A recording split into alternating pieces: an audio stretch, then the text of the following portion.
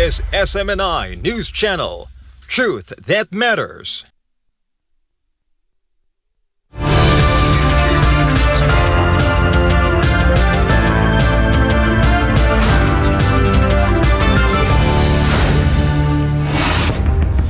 In the headlines, we begin with a deadly security breach in central Moscow.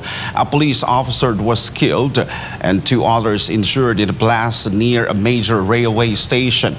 President Putin warned of extremist recruitment online as authorities identified a 22-year-old suspect. While tensions rise in Russia, the European Union is pushing a major financial lifeline. EU President Ursula von der Leyen pledged a €90 billion loan for Ukraine. The move comes despite opposition from Hungary over a pipeline dispute. Beyond Europe, South Africa is warning a healthcare crisis. Funding cuts are forcing vulnerable nations to scale back services. Pretoria is urging global partners to act before systems collapse. From funding crisis to a military crackdown in Mexico, elite Marines have deployed to Puerto Vallarta. More than 100 troops arrived after violence linked to the Jalisco New Generation Cartel. The deployment follows the killing of cartel leader El Mencho. Back home, the ICC investigation into former President Duterte is expanding. New filings linked him to the 2013 Agdao market shooting. The case is part of ongoing confirmation hearings in The Hague. Meanwhile, senators are moving to assert Philippine jurisdiction. A new resolution would require ICC warrants to pass through local courts. Lawmakers say the country's justice system must not be bypassed. Humanoid robots have amazed crowds in Beijing. 50 robots performed a synchronized kung fu routine at the Temple of Heaven. The display showcased a major leap in robotic agility. And finally, as documentary climbs the charts, former contestants are speaking out again. Reality Check details allegations of harassment and dangerous makeovers. The series revisits the Milan incident and racialized beauty standards, with viewers divided over Tyra Banks' response. I am Paul Montimon. Newsline World starts now.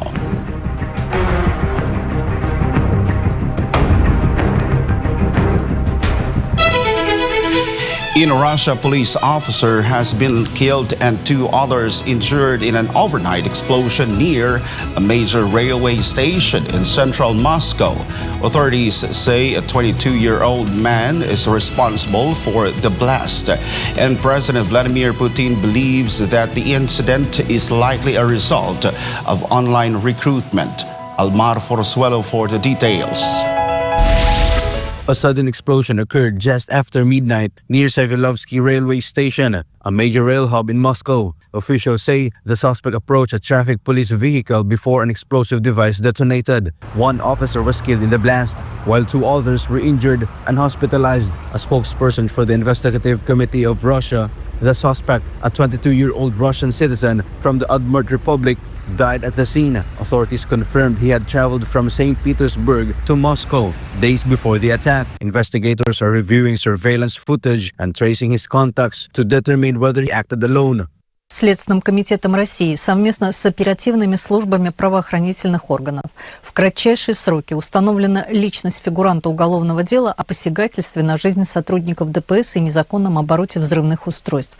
Им оказался 22-летний уроженец Удмуртской республики, погибший на месте совершения преступления возле Савеловского вокзала. 22 февраля текущего года он выехал железнодорожным транспортом из Санкт-Петербурга в Москву. Установлен маршрут его передвижения на территории Московского региона. В настоящее время следствием также устанавливается круг общения предполагаемого подозреваемого, причины и мотивы его действий. Police cordoned off the square around the station as forensic teams search for additional evidence. Meanwhile, President Vladimir Putin revealed that the previous night's deadly blast near a police car in Moscow could have been the result of online recruitment. не удалось нанести стратегического поражения России на поле боя. Поэтому противник делает ставку на индивидуальный и массовый террор.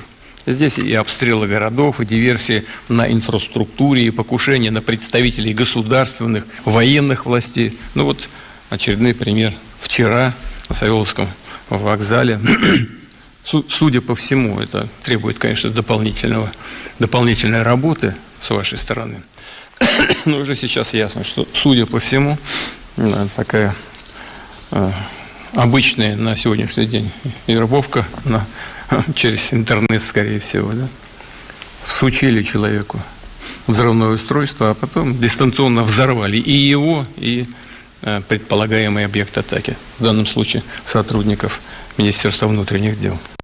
Reporting for Newsline World, Almar Forsualo, SMNI News. European Commission President Ursula von der Leyen says the European Union will deliver a 90 billion euro loan to Ukraine despite mounting opposition from Hungary. Prince Tripoli will give us the details. Ursula von der Leyen announced the financial package had already been agreed by all 27 EU leaders. She made the announcement during a joint press conference in Kyiv, standing beside Antonio Costa and Ukrainian President Volodymyr Zelensky. The loan was agreed by 27 heads of state and government in the European Council. They have given their word. This word cannot be broken. So we will deliver on the loan, one way or the other. Let me be very clear, we have different options and we will use them. The remarks come after Hungary vowed to block both the latest EU sanctions package against Russia and the proposed 90 billion euro loan amid a dispute with Ukraine over the Druzhba pipeline. Kyiv says the pipeline was damaged by a Russian strike. Hungary and Slovakia argued it remains operational and accused Ukraine of restricting supplies for political reasons. Zelensky, meanwhile, called again for a firm timeline for Ukraine's accession to the European Union. And clear date for Ukraine's accession to the EU, the year 2027, is very important for us, and I hope doable. I hope so that Putin cannot block our membership for decades. The European Commission has said it will not impose deadlines on Ukraine to restore pipeline flows, even as tensions inside the bloc deepen. Reporting from Newsline World, this has been Prince Tripoli, SMNI News. South Africa is warning that critical health services across parts of Africa are being scaled back as international funding cuts strain already for child health systems. The country is also urging a new approach to global health partnerships, warning that funding cuts are placing African health system at serious risk. Joy Tabanao has the news. Critical services At a regional health summit in Johannesburg, Health Minister Pakishi Aaron Motsilidi said HIV and tuberculosis treatment programs are among the hardest hit. He warned that health security cannot be achieved without what he called health sovereignty, meaning African nations must take the lead in setting their own priorities rather than relying heavily on donor-driven agendas. It's a new partnership model, a model where we as African nations should sit at the head of the table in determining the health priorities for our people. It is a model where donors act as partners, not as leaders. But Salidi said the current funding crisis has forced significant service reductions across several countries. According to a March 2025 survey by the World Health Organization, some nations have seen critical health services cut by as much as 70%. More than 50 countries reported shortages of health workers and, in some cases, job losses.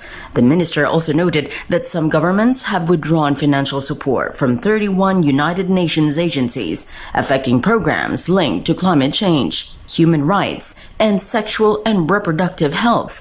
He warned that recent anthrax outbreaks and the COVID-19 pandemic exposed deep structural weaknesses. The lessons of COVID-19, which exposed our vulnerability when borders closed and supply chains failed, are still fresh in our minds. The recent mpox outbreaks reminded us that the next pandemic is not a matter of if, it is a matter of when. South Africa is now calling for a reset in global health partnerships, urging a shift to a greater African leadership in shaping the continent's health response. The reduction in external aid has sounded an alarm that we cannot afford to ignore. Consequently, the new agenda for health on our continent is not about rejecting partnerships. It is about shifting from dependency to autonomy. It is about building the capacity to finance, produce, and govern our own health systems. Joy Tabanao, your citizen correspondent reporting for Newsline World. Over 100 Mexican Marines have arrived in Puerto Vallarta aboard the Navy ship Arm Usumacinta to boost security after violent unrest hit the region following the killing of Jalisco new generation cartel leader El Mencho. This report from Carlo de la Peña. A Mexican Navy vessel, the Arm Usumacinta, arrived in Puerto Vallarta carrying over 100 Marines to reinforce security after unrest erupted following the death of cartel leader Nemesio El Mencho Oseguera Cervantes. The ship docked this morning with 103 Marines from the Navy's Infantry Corps, who disembarked with tactical vehicles to strengthen federal security in urban and tourist areas. Violence spread across Jalisco state after El Mencho's killing, including property attacks, road blockages, and fires in Puerto Vallarta and Guadalajara. The Secretariat of the Navy said the deployment will bolster patrols by land, sea, and air to protect residents, businesses, and tourists. No curfews have been announced, but authorities continue monitoring hotspots. Puerto Vallarta, a major Pacific Coast tourist destination, has seen heightened security since Sunday. Officials say the Marines' presence aims to reassure residents and travelers while stability is restored. The duration of the naval deployment has not been specified, but authorities say operations will continue until public order is fully re-established. Reporting for Newsline World, this has been Carlo de la Peña, SMNI News. The military fire brigade of Mina Gerais is engaged in a desperate race against time to locate survivors buried under debris after catastrophic rainfall ravaged the region. With at least 23 confirmed dead, search teams are focusing on the hardest hit cities where the Para-Ibuna River has overflowed its banks. Carla Abeliana will give us an update. Rescue workers in the state of Minas Gerais are navigating a landscape of devastation, using heavy machinery and their bare hands to dig through the remains of collapsed homes. The military fire brigade, supported by specialized K9 units and reinforcements from Belo Horizonte, has concentrated its efforts in the cities of Juiz de Fora and Uba. Both municipalities have been placed under a state of public calamity following Monday's torrential downpour. In Juiz de Fora, the tragedy has been particularly severe, with the death toll rising to 17. Meanwhile, in Uba, teams are searching for at least 2 people still reported missing after 7 others were confirmed dead. Footage from the scene shows search dogs sniffing through the mud and twisted steel, hoping to catch the scent of life beneath the ruins. The disaster was triggered when the Para-Ibuna River reached critical levels, bursting through neighborhoods and triggering lethal landslides. In response to the mounting loss of life, Governor Romeo Zema has declared 3 days of official mourning across the state. Emergency crews remain on high alert as the threat of further soil instability continues to hamper the search for the missing. Reporting for Newsline World, Carla Abeliana, SMNI News. Severe flooding has devastated the Milagro district in Ecuador's Guayas province after intense rainfall caused rivers to burst their banks. As water levels reach waist height in both urban and rural areas, authorities have declared a red alert across multiple provinces to combat the escalating humanitarian crisis. Faith Agustin has the story. Drone footage from the Milagro district reveals a landscape transformed into a vast lake. Following days of unrelenting rain, the local river overflowed on Tuesday, sending torrents of water into the heart of the community. Residents were seen wading through deep water, with some desperately moving furniture, mattresses, and appliances to higher ground to save what remains of their belongings. For many, the situation has reached a breaking point, with fears that the rising tide could soon become life-threatening. Está complicado, el agua da la cintura y esperemos que el agua llegue aquí a la nuca porque allá es que llega ya lo último del agua, porque está demasiado terrible. Hermano, este es un invierno, está más fuerte que el año pasado. Claro, obvio, pero la gente ya se está adelantando. En la madrugada mismo comenzaron a sacar colchones, neveras, todas las cosas porque se les dañan, los roperos, la gente se está adelantando. The National Secretariat for Risk Management reports that the rainy season has already claimed 3 lives and affected over 9,000 people across the country. In Milagro, the health risks are mounting. Standing water has become a breeding ground for mosquitoes, and local residents are warning of an imminent spike in fever and waterborne diseases among children. Some locals blame poorly maintained infrastructure for the severity of the deluge. Y prácticamente no creo que no han limpiado bien las zanjas por allá y con lo que han desbordado muchos ríos que se han desbordado. Entonces toda esa agua la está mandando para acá. The Cantonal Emergency Operations Committee has now placed Guayas and 5 other provinces, including Pichincha and Los Rios, under a red alert. Firefighters and municipal teams are currently working to evacuate the most vulnerable families to temporary shelters as the rainfall shows no sign of stopping. This has been Faith Agustin, your global citizen correspondent, reporting for Newsline World. Thailand's seaside resort city of Pattaya is seeing a massive surge in Russian visitors as families seek refuge from harsh Siberian winter. Boosted by flexible visa policies and limited access to European markets, over 1.9 million Russians visited the kingdom in 2025, setting a new all-time record. Fatima Nauzil has the details. The sun-drenched shores of Dongtan and Jomtien beaches have become a primary sanctuary for thousands of Russian travelers this season. With temperatures in the Russian Far East plunging, tourists are trading snow for the Gulf of Thailand's tropical climate. Many visitors are no longer just short-term vacationers. Some have transitioned to long-term residency using specialized visas to enjoy the active outdoor lifestyle Pattaya offers.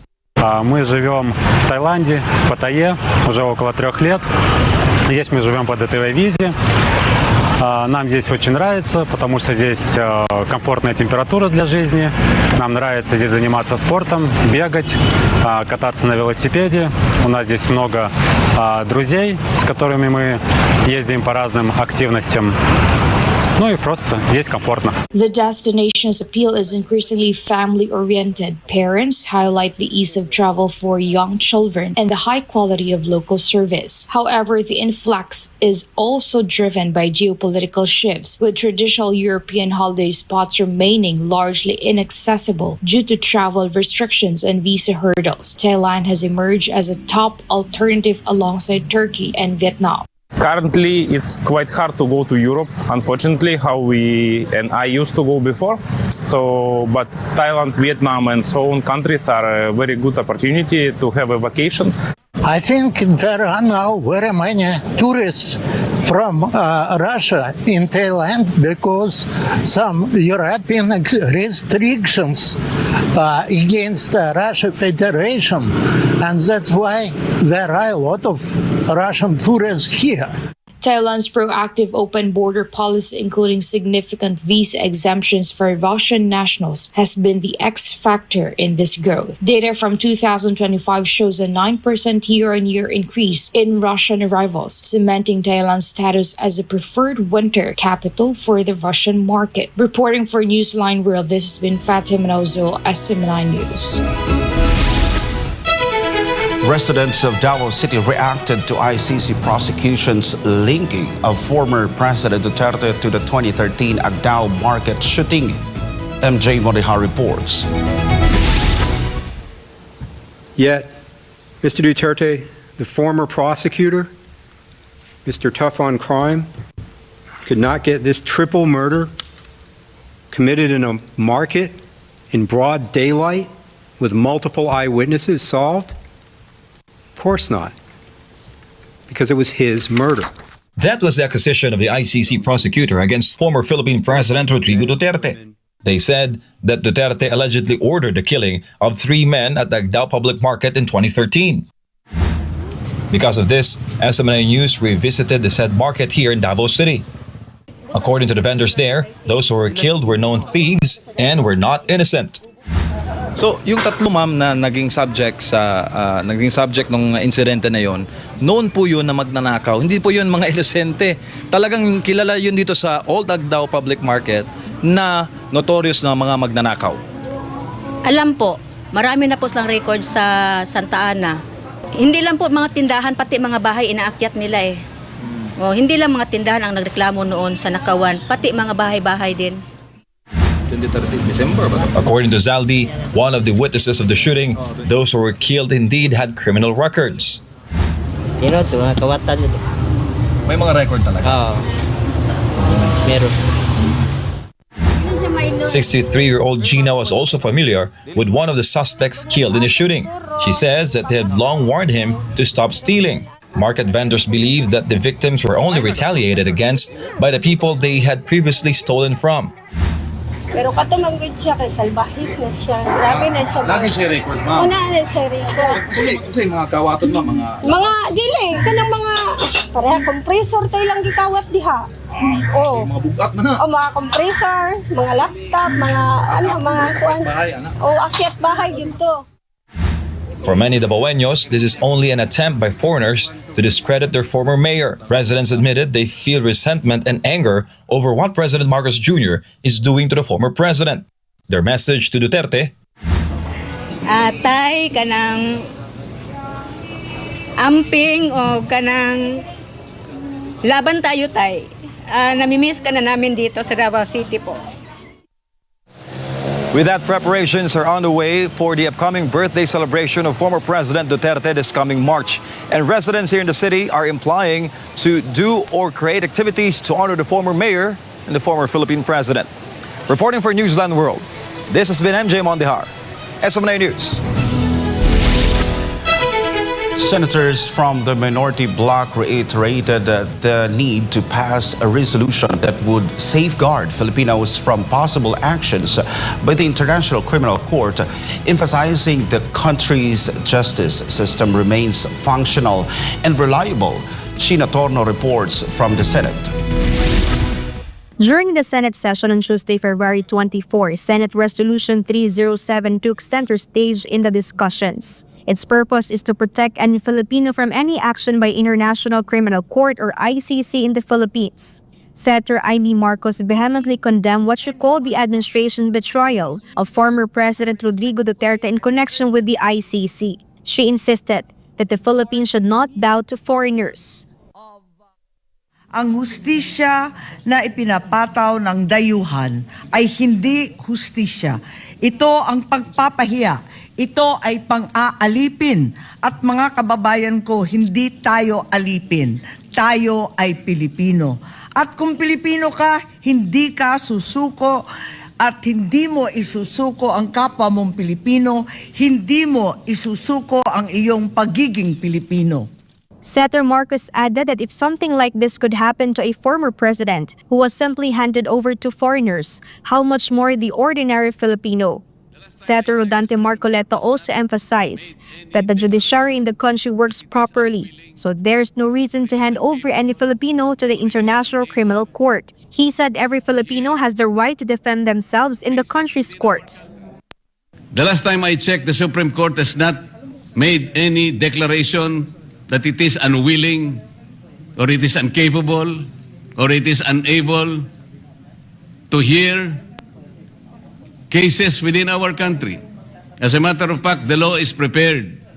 Huwag na po tayong magbulag-bulagan, Mr. President. Alam natin, kung tayo po ang nasa kanilang kalagayan, nakikita rin po siguro natin ang takot na namamayani sa ating kalooban. Hindi po maganda yon, Mr. President. Senator Bongo expressed the same sentiment during the Senate session. He called for Filipinos to be protected from the foreign interference. Senator Go understands why Senator Bato de la Rosa is not showing up because it is uncertain whether he will be given protection. Wala naman sigurong Pilipino ang ayaw magtrabaho o umiwas sa tungkulin. Sino bang ayaw magtrabaho? Ang gusto lang natin ay makasiguro na ang bawat Pilipino ay protektado at lahat ay dumaan sa due process. The Senate minority called on their colleagues to prioritize and immediately act on the proposal. They said it should not be delayed and should be adopted right away to protect every Filipino from any unjust action. Ang resolusyong ito ay hindi lamang para sa mga kasamahan nating senador na pinangalanan sa mga kaso sa ICC, kundi para sa lahat ng Filipino na maaaring maharap sa ganitong sitwasyon. Ang bawat mamamayan ay dapat bigyan ng pagkakataon upang makapaghain ng legal na remedyo sa ating mga lokal na hukuman bago sila isuko o i-extradite. Ako'y nakikiusap sa ating mga kasama na magnilay-nilay. Kung meron po tayo dapat na paniwalaang maghuhusga sa mga kasama natin, ay dapat ay Pilipino rin. Huwag po tayong pumayag na isang dayuhan muli ang magmukhang mas mataas sa atin. The statements from several Senate minority members came after the ICC named Bato and Go as co-perpetrators in the crimes against humanity case against former President Duterte. It is recalled that Duterte was forced to be taken to The Hague, Netherlands, even though he had not yet faced trial in the Philippines. For God and for my beloved Philippines, this has been Sheena Torno, SMNI News. Despite the free tuition, many young people still fail to finish college due to financial difficulties. The Senate is now seeking to amend the free college law so that more student expenses can be covered by the government. Angel Pastor reports.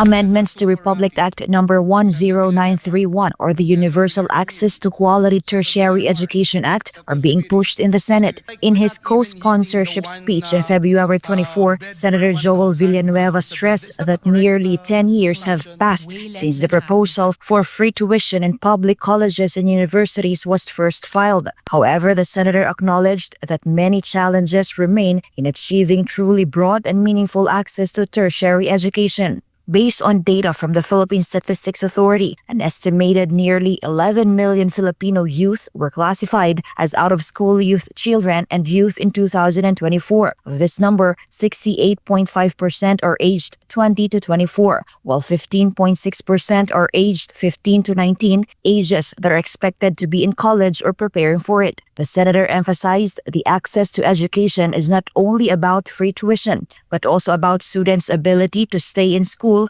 and complete their degrees. Under the proposal, the coverage of expenses should be to be shouldered by the government will be expanded to include essential instructional, laboratory, and clinical internship expenses. More inclusive admission policies for students from poor and marginalized sectors are also being pushed. In addition, the tertiary education subsidy will be strengthened to address actual costs such as books, transportation, housing, and even licensure requirements. There will also be a regular review and adjustment of subsidies to keep pace with the rising costs of education. For God and my beloved Philippines, Angel Pastor, SMNI News.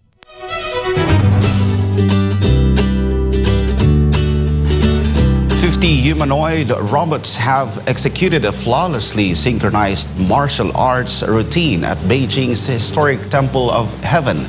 The display of Unit 3 robotics showcases a massive leap in articulated agility and kinetic precision.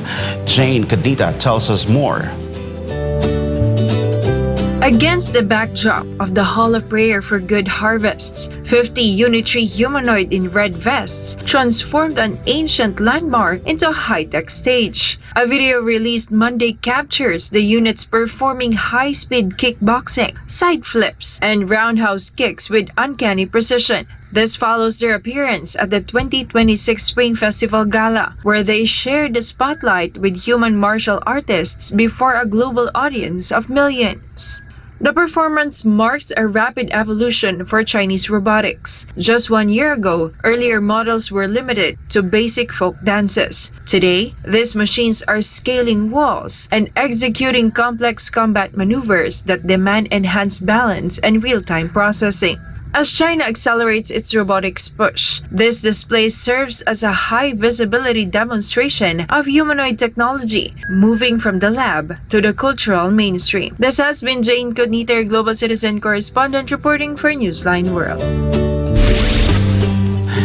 In a vibrant burst of flower and fun, the Greek seaside town of Galaxidi was painted in every shade of the rainbow as locals and visitors took part in the annual Flower War. The colorful chaos marked the end of Carnival celebrations and kicked off the start of Lent, with the streets bursting into a mix of laughter, music, and a whole lot of flower. Stella Maris has the full story.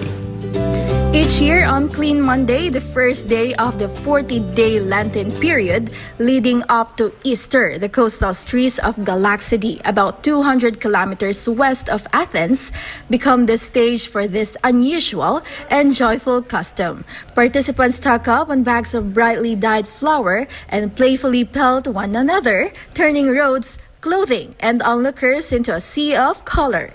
Unlike the more subdued Clean Monday traditions seen elsewhere in Greece, such as kite flying and feasting on seafood, Galaxidi's Alevromoutzouromata, the name for the famous flower war, draws crowds who dance to music and make a spectacle of the flower-covered chaos. The celebration dates back to the 19th century and is thought to have roots in cultural exchanges with Sicily, brought by sailors in earlier centuries. For a few hours on Monday, the town's main coastal road was a glazed, flower-strewn mess, with revelers embracing the playful revelry before the quieter Lenten season begins. Photographers and videographers captured scenes of laughter and colors as both residents and tourists took part in what has become one of Greece's most photogenic end of Carnival customs. This has been Stella Maris, your citizen correspondent, reporting for Newsline World.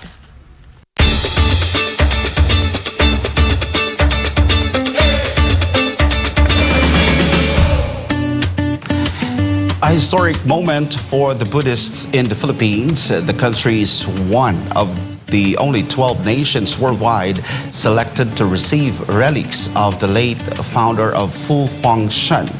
Sherilyn Lanillo has the story.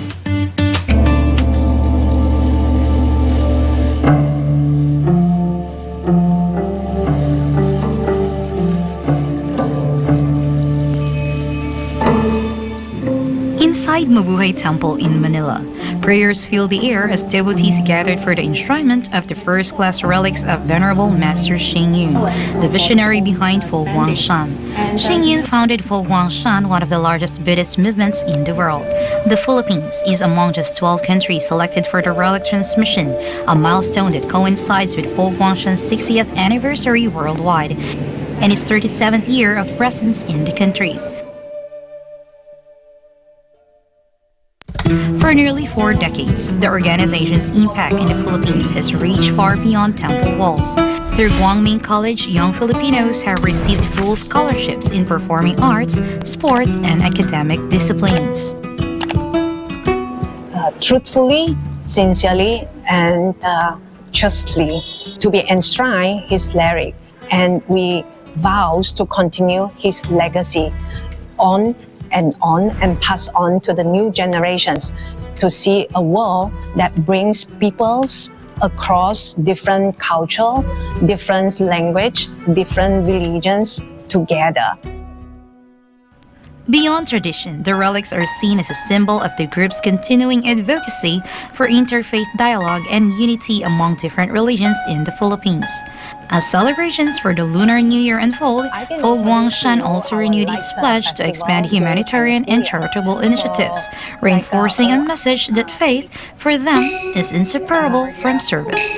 Organizers describe the enshrinement not only as a sacred rite, but as a renewed commitment to compassion, service, and harmony across communities. Cherilyn Yanilio, your citizen correspondent, reporting for Newsline World. Blessings from Ogonsan. Happy Chinese New Year 2026. Sing Kuala.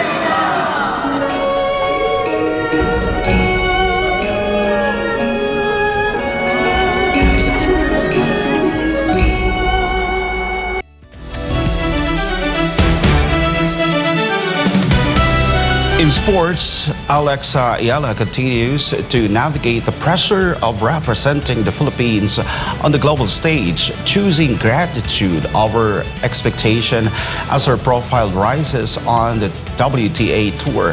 However, Trae Young made his first return to Atlanta since being traded, expressing gratitude for his time with the Atlanta Hawks as he begins a new chapter with the Washington Wizards.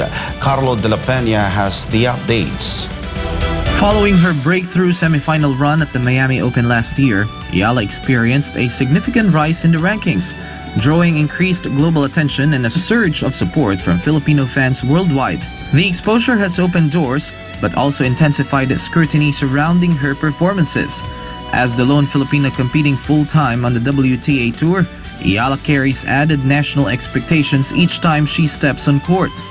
She has embraced that responsibility, highlighted by a SEA Games gold medal and her participation in a historic main draw appearance at the Australian Open alongside fellow Southeast Asian players. Despite the pressure that comes with growing success, Ayala remains focused on steady development and representing her country with pride. After being traded to Washington in a deal that sent CJ McCollum and Corey Kispert to Atlanta, Young returned to State Farm Arena for the first time wearing Wizards colors. The 24-year-old four-time All-Star has spent the first 8 seasons of his career with Atlanta, developing into the team's franchise guard and leading them to their first Eastern Conference Finals appearance since 2015 and 2021. Young did not play in the game as he continues to recover from a right knee MCL sprain and quadriceps contusion sustained earlier in the season. But he took part in pre-game warm-ups, shooting drills, and was introduced to the crowd, receiving loud applause from fans who have followed his career since being drafted 5th overall in 2018. During his 8-year tenure, Young became one of the league's top scorers and playmakers, earning 4 All-Star selections and solidifying himself as a cornerstone of the Hawks' rebuild. His return to Atlanta marked a significant emotional moment for both the player and the fans, highlighting the impact he had on the franchise before moving on to begin the next chapter of his NBA career with the Wizards. Reporting for Newsline World, this has been Carla de la Peña bringing you the latest sports news.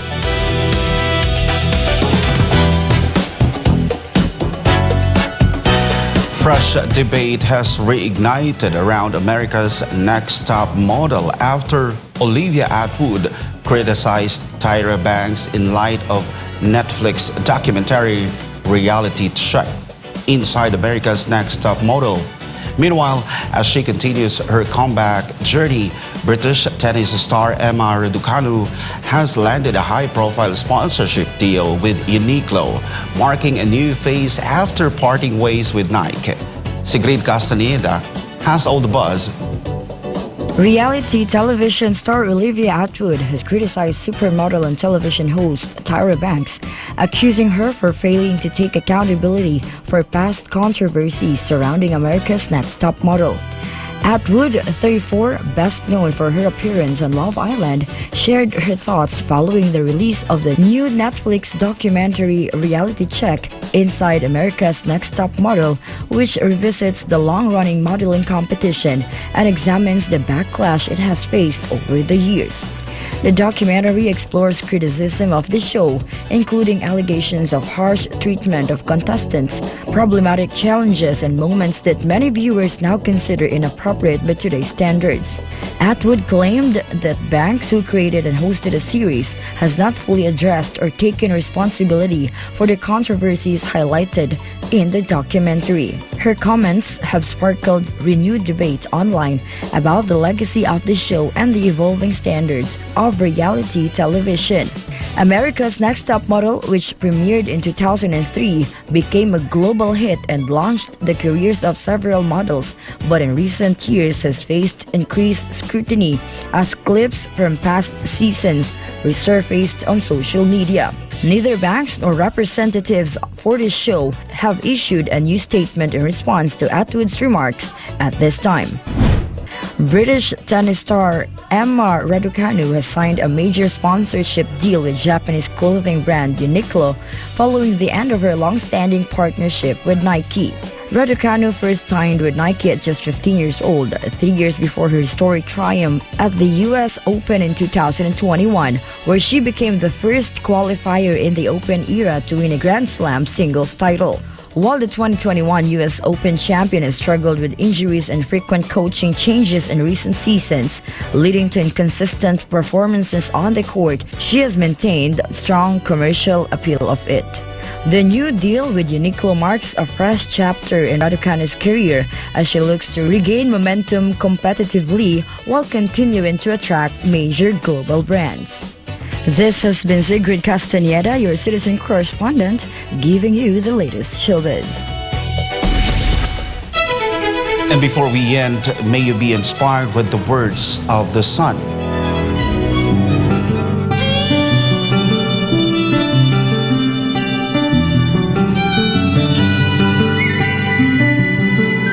Winning and losing begin in the mind, and your mind is the womb of your faith.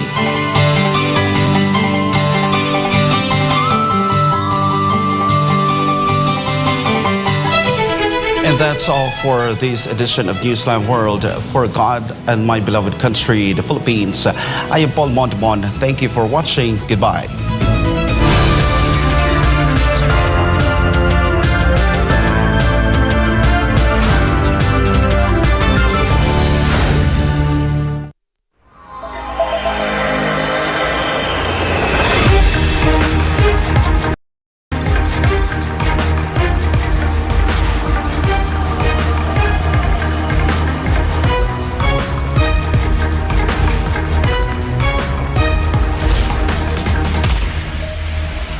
This is SMNI News Channel.